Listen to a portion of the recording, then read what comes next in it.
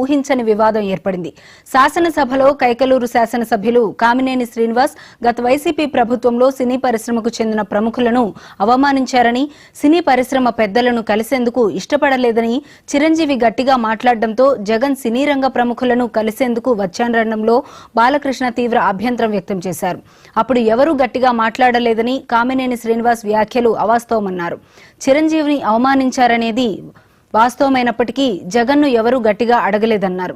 అదే సమయంలో జగన్ను శాసనసభలో సైకో అంటూ బాలకృష్ణ సంబోధించారు. దీంతో వైసీపీ నేతలు బాలకృష్ణ వ్యాఖ్యలపై ఆగ్రహం వ్యక్తం చేస్తున్నారు. అలాగే బాలకృష్ణ వ్యాఖ్యలు వివాదం కావడంతో విదేశాల్లో ఉన్న చిరంజీవి దీనిపై స్పందిస్తూ ఓ లేఖ విడుదల చేశారు. ప్రస్తుతం ఈ వివాదం తెలుగు రాష్ట్రాల్లో ఆసక్తికర చర్చకు దారితీస్తోంది.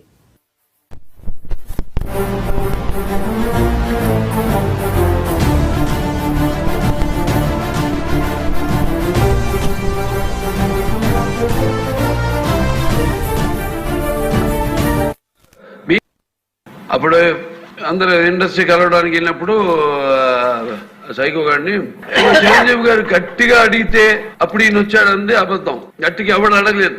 అక్కడ డినై చేశారు. మిగతా ఓకే, అవమానించడం ఆయన ఓకే, ఏదో ఆయన పెద్ద గట్టిగా చెప్తే ఆయన దిగి వచ్చాడంట కలవడానికి, లేకపోతే cinematography minister కలవమన్నంట.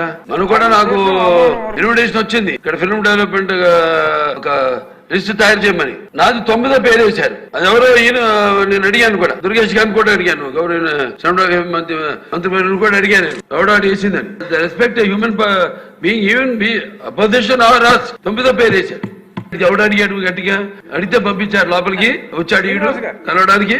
Sorry, I want to clarify this. No, very good, sir. అప్పుడు అందరు ఇండస్ట్రీ కలవడానికి వెళ్ళినప్పుడు సైకో గారు